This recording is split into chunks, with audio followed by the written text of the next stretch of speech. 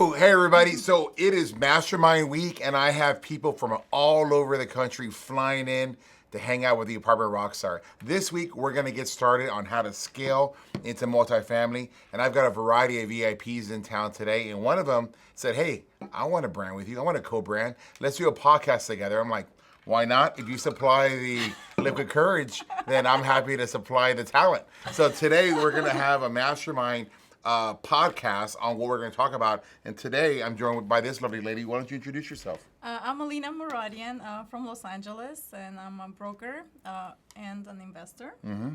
And we're trying to take it up to the next level. That's right. That's perfect for the theme of this week's mastermind, scaling into multifamily. So Alina, what is it that you're hoping to get out of this week's mastermind? Over these next 2 days, you're going to meet it with other people that are just like you know, that have some real estate, others don't have any, and others that have a little bit more and they just want to get to the next level. What is it you're trying to get out of this week?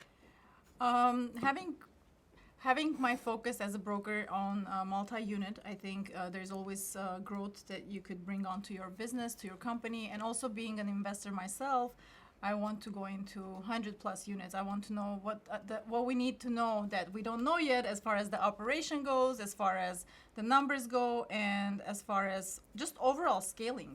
Right. Absolutely. You know, this week we're gonna have a variety of people from different walks of life and different levels. Now, neither Alina and I have real estate experience from before that. How did you get into real estate? Mine, I mean, I was always good with numbers, but it was kind of an accident that I got into banking. 16 years old, called to get a receptionist job. I accidentally called the wrong place, or they had mismatched the ad. So Wells Fargo, I got hired at Wells Fargo. Then I went to another bank, got a smaller credit union, started getting promoted into loans, finance, and then I realized in 2001 that there's a lot of money in real estate and real estate finance, and having the knowledge of Russian language, Armenian language, I was like, I need to go on my own. And especially in Los Angeles, there are so many people that speak Russian and Armenian. I was like, I think I can scale my business to another level. And I always had that business mindset where I'm like, I know I have to be self-employed. I know I had to do it on my own. And so at that time, my dad had a talk show on the Armenian channel. So I kind of, put that one and one together, and I was like, oh my God, I can get a lot of business. Mm-hmm. And I just went on TV and I started promoting my business on TV for 12 years. I had my own show 4 days a week, and that did it. That's amazing. You know, in real estate, there are so many different stories. Yeah. And most people that I know didn't do real estate before.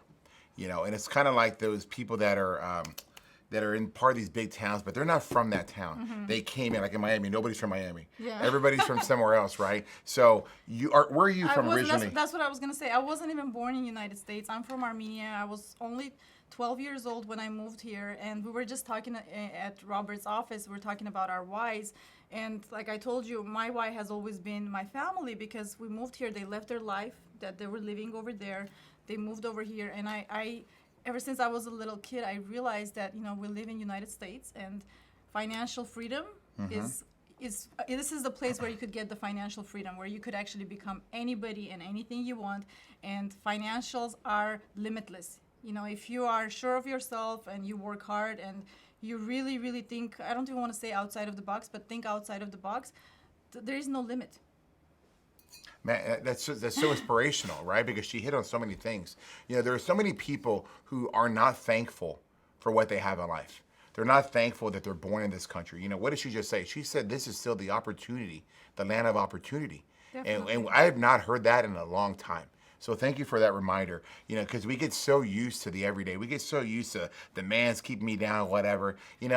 Immigrants don't have that psychology. They don't have that thought process. If you walk and you watch people that are on the side of the road and they're homeless or they're looking for a handout, it's rarely are they immigrants. Rarely do you see somebody that's Asian come in that's there asking for money. Rarely do you see other people, when do you see an Indian person out there asking for money? You don't see that. It's not in their thought process. They're taught to go out there and support themselves and to create something. And so, you're a credit to your family, and you're a credit to your own mindset that you don't give in to that psychological mindset that the world today is trying to give you, where you need the government. You don't need anybody but yourself. Exactly, and I think people that move from different countries, regardless of the age, I think they feel like they're constantly catching up, versus a person that lives here and they already have everything set. So true. It's so true, And you know? even sometimes I was talking about it in a previous podcast I did with in Los Angeles. I was talking about the fact that sometimes even your family cannot support you because they're on a completely different I don't know, wave or mindset, and sometimes you gotta just believe in yourself and just keep going and keep going. And even though your family might not support you, not because they're bad or they don't believe in you, but they don't even know what you're up to. What I see is that they're just afraid for you. Thank you. They don't want you to fail. You've done so much. You've exceeded their expectations. But what they don't understand is that you haven't exceeded your expectations yet. You are still challenging yourself, right? And so there's a lot of people that says, you know what, so you need to surround yourself with the 5 best people, because that's who you're in. You should take advice from people that are where you want to go. You're looking for mentorship right now. You're here this week to be a part of our mastermind, our second mastermind, because you want to get around people that are doing what you do. Exactly. You know, you want to trade out those friends that you have that are not doing, that are telling you not to do it, and get into a community full of people that are doing it. Thank you. And one more thing, as you talk, I'm constantly thinking at the same time. And at the same time, if you're in the industry, right? For example, I'll speak on my behalf. I'm a broker, and my clients are mostly investors or entrepreneurial souls that always want to excel and better their assets and give a better life to their family. Right. They're looking up to me as a professional because they're professional in their field: lawyers, attorneys, doctors, whatever, any industry. And I also want to see as a professional where I'm at, nationwide. Because you could sit in your little city or town and think that you're a big shot, but in reality, people out there are doing better, bigger things, and you could network and not think of other people as competition. That's right. So that's another reason. Abundance mentality is perfect. Abundance mentality is how you get ahead.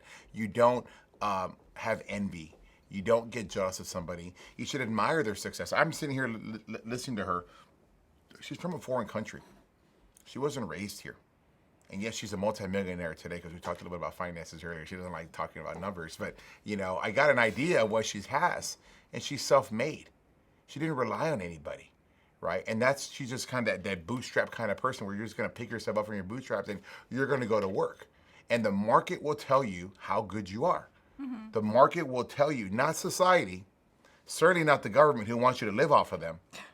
You, the market, one-on-one, they will tell you how good you are. So thank you for joining me this week. Thank you for supplying this, because every time you're speaking, I actually get another little sip, and it's kind of exciting for me because this is really good. I don't know. But this is just the beginning. Let's see how the podcast is gonna end. Well, no, I think I want to take a break and get a refill in a minute, but I think we're gonna have a good time. And I would love, since now you're gonna be exposed to some of my viewers as well, I would love to, if you could briefly talk about your background as well, because you didn't start from real estate. No. I'm not an immigrant. I'm actually like 5th or 6th generation natural born citizen here, but I'm the guy that changed it for everybody else. And I don't know how, I don't know why. I credit my parents.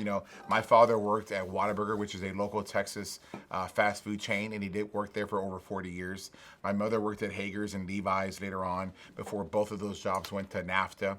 And so I'm a product of 2 middle-class people. And their whole goal for me was to go to school and get good grades.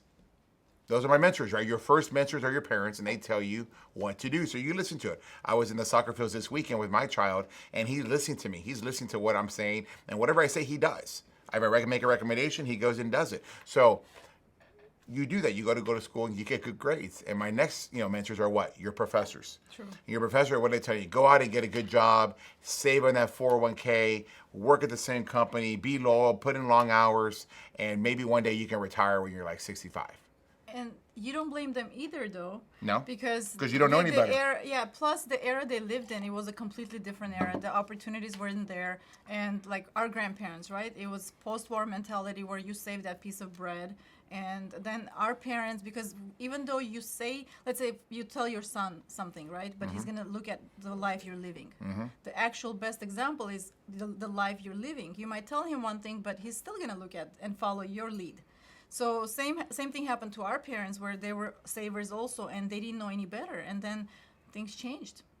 Yeah, and that's it. Because we talk about our whys. We talk about why are we here. We're both playing for our families. I'm playing for my kids. I'm playing for my family, my mom, my dad. I am their ROI of life. I know that. I use that on a story today. Why do you put so much effort in your kids? Because they are my ROI on this life on earth. The best ROI. The best ROI, Yeah. right? And so I want them to see me flying first class. I want them to see me rolling up in a nice car that makes them feel good when dad picks them up from school. I want my first child to get a new car when my car was like a $2,000 junker. He got a brand new, Toyota Camry that looks like a really hot rod, but it's only like 4 cylinders, right? But it looks nice and it makes him feel good about himself. Of course. And it makes him recognize, wow, how did dad get that? Well, he knows. We talk about real estate all the time. He knows on this part of his world how this happens. I'm there to show him what can be. One of my mentors is Grant Cardone. He's in France right now, and he's living the life on a yacht. There's no envy out of me. I'm proud of him. I'm happy for him because you know what? That's where I'm going to go. That's where I'm going to be. I want to see what's achievable. So for my children, I'm showing them what's achievable. But, back to get into my origin story, first 10 years of post-college, I have an engineering degree from Texas A&M, and I did that for 10 years. Worked as a sales engineer. So I'm one of those guys with a lower GPA, an engineering degree, but with a personality. The other guys that have 4.0s, they're like in a cubicle somewhere making up something, but that's not me. My job is to sell what they would make up. Yeah. And so after about 8 to 10 years of doing that, I recognized that I was not going to hit my financial goals because while I wanted to make this amount of money, my sales manager wanted me to be here because this fits his budget. Mm-hmm. I can't make more than him, right? He's my boss. But even though I was selling more. And so after the second or third time of realizing that I didn't have control of my financial future, I decided to look around. I looked at a child care facility. I looked at a water vending company. I looked at a laundromat. And one day on business radio, I stumbled on this crazy, loony guy that owned a real estate company here in Houston. And for about 2 years, I was listening to his story. And so I finally had the courage to go and see, is there something different, right? Because nobody ever wants to take a risk. Nobody ever wants to do anything that's going to challenge or risk what they have. I was willing to do that. And most people that I know today that are financially secure took that risk somewhere. And so I went to that 2-day seminar. I paid $500. I learned about single family on Saturday, and I learned about multifamily on Sunday. At the end, I realized, wow, I've never heard this from any of my mentors. My parents didn't talk to me about any kind of real estate. They surely didn't talk to me about apartment investing. My university professors didn't talk about that. And all my professional career bosses ever said was, hey, put money away, create an IRA, max out your 401k. And maybe when you're 65, you can pull it all out and start to enjoy life. It wasn't until I had this mentor that said, hey, have you ever thought about owning multifamily real estate? And I'm like, no, that's so foreign to me. I wrote a check for $10,000, second biggest check I'd ever written in my life at that point.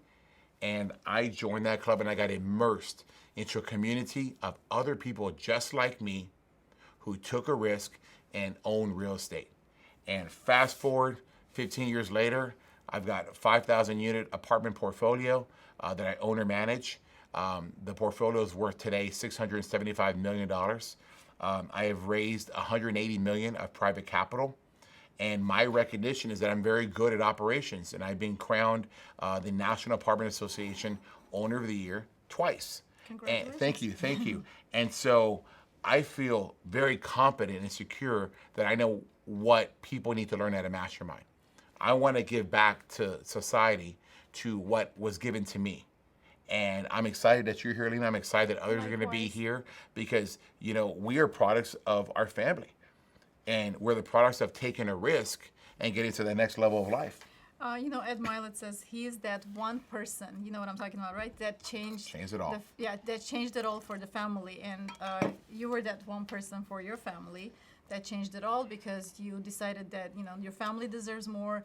And also, it's not just about deserving. I think every single human being deserves to be happy, deserves to live the best life. But it's the person that recognizes their capability and knows that they can do, they have no limit. They know that, for example, if you're at a job where you're not using your full potential or full capability, you're actually cheating yourself and your family and people around you, because then people don't really get to learn from you. People don't really get to live in those, well, they would live, but other operators would be, but they wouldn't live in that quality of apartment buildings, So it always takes that one person, and I always deal with a lot of clients that are unfortunately, well, they begin at the mindset where they have the money, right?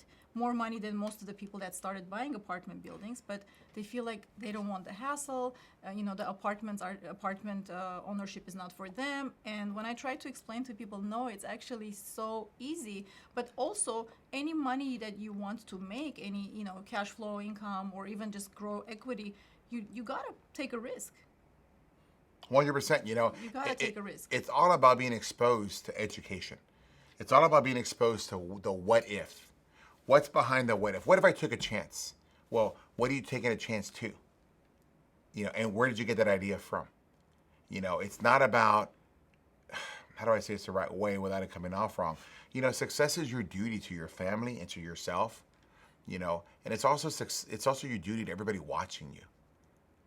Are you going to be out there and you're going to be a big failure, or are you going to be an inspiration for people? Like, I don't do this for anybody other than my family, and I don't have a measuring stick. I know that I'm doing this because I'm passionate about it.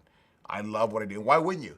If I can play with the NOI and I can create money, I can create valuation, I can create net worth for me and my investors and my family, why wouldn't I do it? I mean, today we had another VIP client, and we took him on a private tour of two of our best assets. And in there, I'm there saying, hey, every single dog that's there is worth $25 a pet rent. But that $25 times 12 is $3,000 of new rent, right? That's great. Well, 3,000 divided by 4% cap rate is $75,000. So I want as many dogs as I can at that property. I want to be able to say, Fido's worth $75,000, Spike's worth $75,000, Joey over here is worth $75,000. The dog's like $25. Yeah, that's what it is. You're looking, right? Well, you're making money for your investors. You're making money for yourself. Mm-hmm. Why would that not be fun? That gives me security. Every single quarter when my properties distribute, I get 24 checks, where it should be, if things are going right. Mm-hmm. And that's 24 layers of security between me and the real world. Bravo. And I want to buy as many as I can, because that provides me the lifestyle. That allowed me to fly with my child first class to Dallas for one night, stay at a wonderful hotel, enjoy the amenities of the hotel, get up the next morning, catch a flight when everybody else there was driving. Now, I don't like to drive. I don't want to drive 4 hours, 5 hours. I did plenty of that when I was young. I enjoy that lifestyle. So he's watching that. He's understanding that. He's seeing all his friends are still driving home, still having to drive home, stop, go through these issues. And by 3 o'clock that afternoon, he was sitting in his bed watching TV. Yeah, that's why they say time is money. Time is money, quality of life. Yeah, and I think it's also important, especially now, there's so much uncertainty with single-family housing, and people that just recently got into buying real estate, regardless of what kind of real estate. And I'm talking about mostly, condominiums, single-family housing, and they're so afraid to make the move because they're like, oh, well, the economy is not uncertain right now, and the real estate market is uncertain. And I always say how important it is to eliminate the outside noise and just focus on, okay, can you, for example, for multi-unit, do you have this much down payment? Are you able to hire a good property management? Even if we're talking about 5 units, 10 units, and this is one of the asset classes that is really recession proof. Mm-hmm. That's really, if things go bad, people still need a house or an apartment, 4 walls to live in. Mm-hmm. And that's why it's so important to understand what kind of an asset you're investing in. And nothing wrong with, if somebody wants to invest in a single family house, it's okay, but then there's other price that you have to pay for it, like many people did during the recession. 2008, 2009. I think one of the most important things you said, there was not any of the education, understanding of the business. What the most important thing I heard was the mindset of why not, being able to do that. See, we have fear. People don't want to jump into real estate because of what mom and dad said, the fear that somebody put into your head. But if you get an educator, you get a mentor that can say, there's no fear here. There's just a fear because you don't understand how to do it because your professors didn't teach it to you or your parents. But what if you pay for mentorship? What if you had that person there that's giving you the map so you can go into the jungle, you know where to go, and you don't get eaten alive? Right? And that's what's going to happen to a lot of guys right now, that they didn't get that mentorship and they're ready to jump and they jumped in there with 2 feet, but they're having to learn on the go. And they're going to make mistakes. And some people don't want the real estate assets. They invest, with people like you Yeah, and yeah. I, and they make their X amount of percentage, and they're happy because they're investing with the right people and they're investing in the right asset class. And Right. even that requires education. And I think overall, just I always tell people, like, no matter your profession, because they're like, well, I have nothing to do with real estate. I'm a doctor. And I'm like, more power to you, because you're actually making good amount of money, and this is where you could actually invest in an apartment building because you're working. But eventually, as you get older, you're not going to want to work, or you might not be able to work. And that's when people look back. And I want to give like a parallel example of athletes. Athletes are working, they're making a lot of money, a lot of them are wasting on that moment. They're flying private, they're doing this, they're doing that. They're not thinking about tomorrow, where they can hire people, again, like us, to invest in amazing assets, multi-unit assets, and then they could still make so much more money than they're actually making right now. So again, education, the importance of it. All right, so you clearly have an understanding and the mindset of what you need to do. Where you share with me is that what happens after the ink dries? What happens after you buy this deal? So let's talk about that. Let's talk about operations for a quick minute. So what do you think you do first thing you do after you buy an apartment complex? What you need to do is understand that, number one, and this is a people business, somebody lives here. They live there with their families.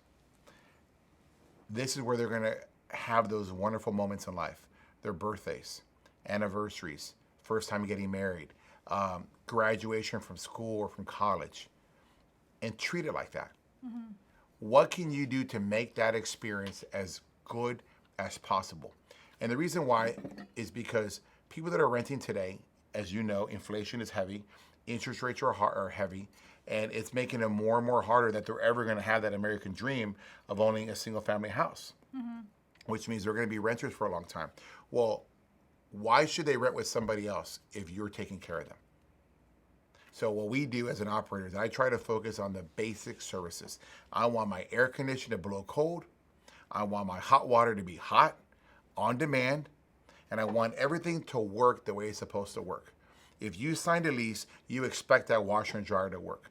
You expect that dishwasher to work. You expect the appliances to work. You expect to be able to get up in the morning and have hot water for your shower. When those things do not happen, people get pissed. And guess what? They will move out. And the secret to multifamily investing is that you make your money when people renew, not when they move out. Because if nobody ever moves out, are you ever spending any money? No. You're never spending any money. If anything, so you're increasing the rent. You're increasing the rent because you have demand, because you got great management. That is the key. It's just treat people the way you would want to be treated. And to add to that, you said that many people will not be able to afford to buy their own home. Also, the younger generation chooses not to stick to one location because they want the flexibility.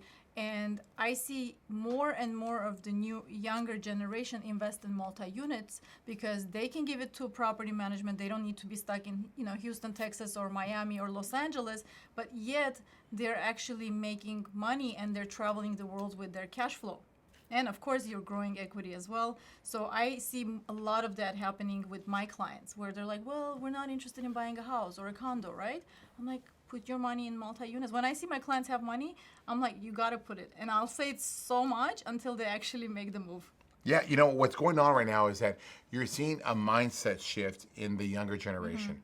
They've seen two things. They've seen mom and dad from 2008 to 2010 lose their home during the Great Recession. Fast forward 10, 11 years later, they've now been exposed to remote working at home. So when you can work from home, you don't have to live in the same city as you actually are employed by.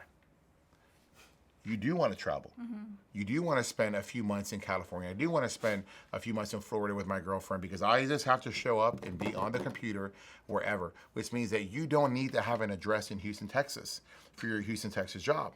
So if that's the case, why would you set roots and put all that money down on a house when your life is very, very fluid and flexible? Why wouldn't you get an apartment where you only have a 12-month lease? Exactly, and also the way I look at it, a lot of times what ends up happening is a lot of the clients that invest in multi-unit, and it doesn't even have to be like 100 units. It could be less. It could be whatever you're comfortable with. You know, keep. It's okay to keep it within your comfort, level at that point, or however much you can put down. But when they realize that it actually covers for their living expenses, and they don't have to go work at a job that they're not happy at, it really makes a whole big of a difference in their life. And then they start slowly, before it was a slow mind shift change, then all of a sudden they're like, okay, tell me more. I want to know more. I want to invest more. And that's when they become the one to change everything for their friends, for their families. And when you see people change their lives, if they, of course, want to, then that makes you happy, and that makes you, I always say, I do like helping people, but I also like to make money as well, because I don't want to lie and say, oh, I don't like making money. Because then you can help people by being a nurse or a doctor or whatever it is that you want to be. But at the same time, I always say, if I am the lead example for my clients, if my clients see that I know how to manage my own assets, they have more respect for me, they trust me more, and they tell me, what else can we invest in with you? That's right. So. And it should be apartments. In 2020, it should be, right? Because you look at what have been the safest investments since 2020. We talked about this offline. What survived the COVID? You had Zoom, you had Netflix, you had Amazon. You mentioned earlier cannabis, right? But what do you have to have for those four to work? And it's four walls and a roof. If you were invested in multifamily in 2020, you got almost all your rent money because the government basically guaranteed it. On top of that, your money was invested in real estate, bricks and sticks, not fiat currency, real estate. And so when inflation popped up, everything that you bought became more and more valuable.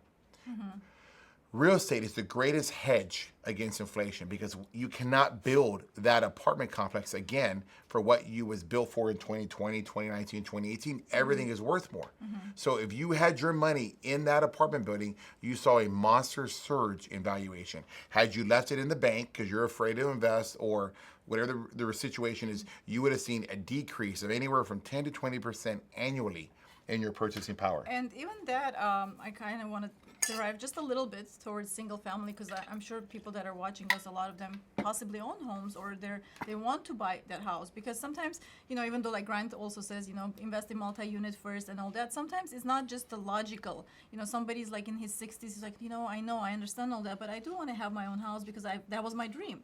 And not everything has to be financially make sense and be logical, but even that, when people come to me and they're like, well, should we wait a little more to buy the house? My two questions.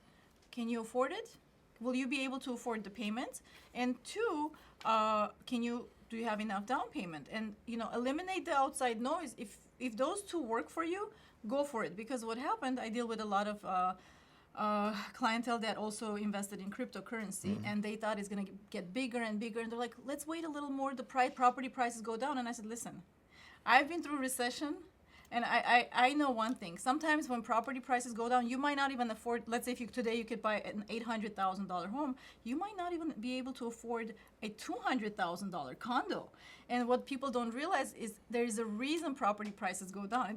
It doesn't just go down magically and your income just keeps going up. And sure enough, I had a couple of clients that have lost a lot of liquidity because the stock market and the cryptocurrency, we all know what's going on with it now.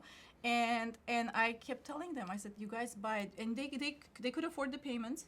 They could afford, they had enough to put as a down payment. Today, not so much. Yeah. Well, what happened there is you invested in something that is extremely volatile, and that's the stock market. You invested in something in cryptocurrency, extremely volatile. Had you put your money in real estate, and specifically multifamily, and fixed that rate for 20 years, you're not thinking about anything. That deal is worth more today than what it was. And as interest rates rise, your lower fixed rate deal that you pay in 2020 at 2.5%, 3%, compared to the 6%, 7% it's about to be next week, it's worth that much more. You know, I want to end the podcast on a quick story that I learned about you. So we're talking about how we're going to scale Alina's, how to Don't help give her, numbers. how to help her scale into multifamily. And I said, well, hey, you have these 13 deals, these 13 units, right? They're a combination of fourplexes and some single family. So it's 15 units, right? 15 units. No, 12. And I said 12 units. And I said, hey, how much equity do you have in it? And she said, okay. I go, are you thinking about selling it? Maybe we should sell that and and get into multifamily. And she just gave me this death stare and said, no. And it's not about, and I said, well, you have debt equity in this thing, right? Why don't you want to get that, put it to work in multifamily? She said, no. And the reason is the cash flow. The reason is the security. She has 12 units that are paying her rent every single month. That's like being married to somebody else that's working for you. So if she decides not to get up and go to work in the morning, I still do. you know, you still do. No, I'm But if she not, or she's here and she's here in Houston on Monday, she's still making money on her real estate. And that's the key, is to have money making for you while you're asleep. To have money making for you while you're traveling somewhere else. To have money making for you when you're watching your kid's soccer game. That is the key to life, is that because if something happens to you and you get up sick tomorrow and you don't go to work, you may not make any money. If something happens to you and you can no longer work, how are you going to pay for yourself? It's the real estate, right, where you're playing the numbers. Other people are working for you. And I do want to add one more thing. I know we're wrapping this up, but a lot of times I've noticed people's mentality, psychology, when you not convince them, but when you tell them this is an amazing thing to do, you should do it, people always think there's something hidden, you know? And I always tell people, you don't have to do it. I'm telling you, it's out there. People do it. And then a few years passes, those ones that catch on to it, they're like, you know what, I already lost 2-3 years. How can we do this, you know? And sometimes what they don't realize, if you get it at a higher interest rate, then you don't get as much cash flow, for example. You know, your payments are higher. You don't get as much, in return and all those things. But and I've learned when you convince too much, people think, oh my God, something's up, or they have so much benefit from it. And I kind of like give them the information, and sometimes they're just not ready for it, and sometimes people are ready, but they don't have the right people. So whatever it is, I hope wherever you're at in your life, you find the right people to work with, and right opportunities, and right mentors. Absolutely. You know what? And to answer that point about the interest rates and the deal, I'd rather get into the deal and control the deal Thank you. and date the rate. I heard that expression there. I'm going to borrow that. I will control this deal, and I want to marry the deal. I want to own this. I want it to be part of mine. And maybe I don't make as much money today, but when I will refinance that rate when it comes back down, that's why I said date the rates. Just hang out with it. When you're done, trade it out for a lower rate, for a rate that works well. I still own that real estate. And I will guarantee that real estate will be worth more when that rate comes back down. And you're going to be happy you bought it 2 years, 3 years earlier than if you did not. Thank you. Yes. Hey, that was fun today. So this is just an example of the kind of students that are coming in to our mastermind this week. We're expecting a full crowd. I can't wait, the combination of VIPs like Alina and everybody else who just want to get into the room and want to be exposed to other multifamily millionaires, people who want to scale out of their current situation and into multifamily. So we're going to be hosting a mastermind probably once a quarter.